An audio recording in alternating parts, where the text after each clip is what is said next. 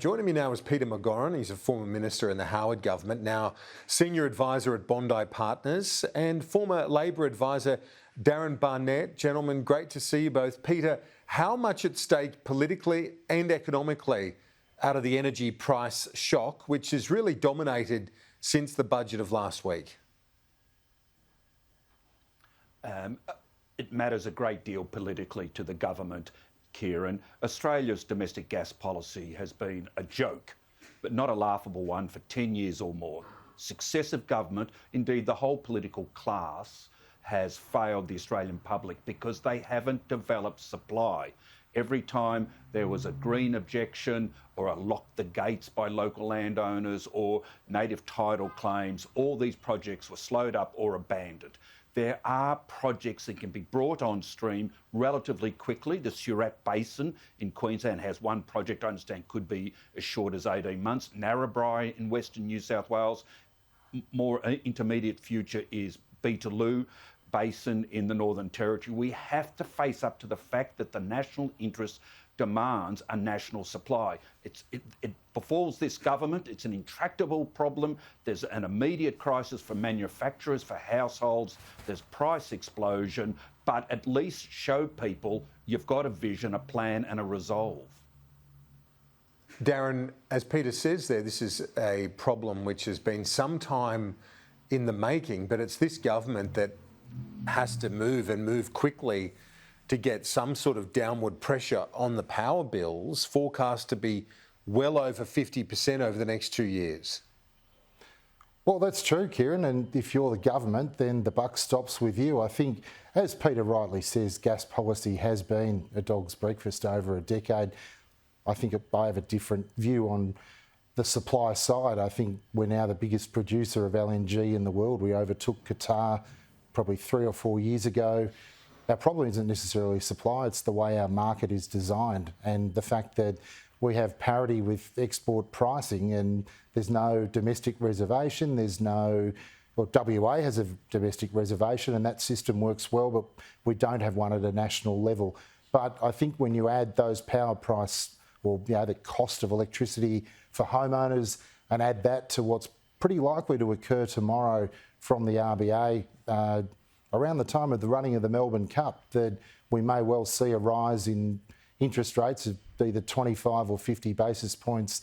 Cost of living pressures are rising and they are rising quickly and significantly.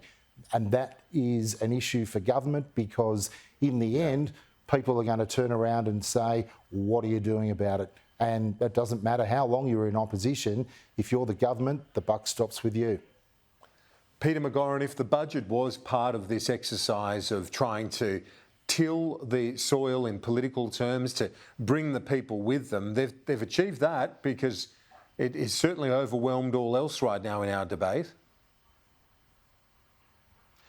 It has, Kieran, but I think the budget's political benefit is fading fast. Mind you, budgets in the modern era do. They don't last all that long because there's so many other sources of analysis and communication and commentary. But nonetheless, and I've said this, Kieran, if you'll allow me to self-indulge, for several weeks now, where is the government's narrative?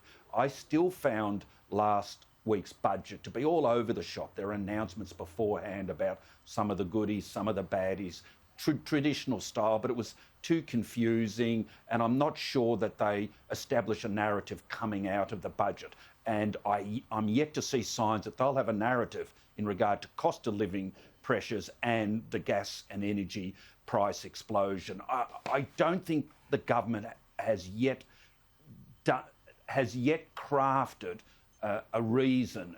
They're still sitting on the fence. They still look like they're a cork floating in the ocean. It's not beyond them to set out an immediate response, limited. It will be very limited to ease the cost of living pressures and energy prices, medium-term strategy and a longer-term strategy. At the moment, I think it's just a lot of babbling and the public are beginning to either tune out or become confused. Darren, how urgent is that political challenge to get that narrative right as much as the policy of bringing the prices down? The narrative is an important part of it politically. Narrative's a very important part of it, Kieran. I think, look, at least they didn't come out cranking Daka tunes and saying we'd be back in black. So I thought it was an honest budget, and it's an incremental shift in the types of programs. The spending is responsible over a long period. It was the sort of budget that was a reset and basically changing some of the things that were being done under the previous administration and putting in place what Labor's agenda will be. So in a lot of ways, the big first budget next May is as important, if not more important. But the narrative, I agree, that's taking some time to develop, but they didn't upset or sort of, cause widespread fear. It certainly wasn't a Liz Truss budget, for example. So it was responsible and it was measured, and there's still a couple of years until the next election. Darren, Peter, great to see you both. Thank you.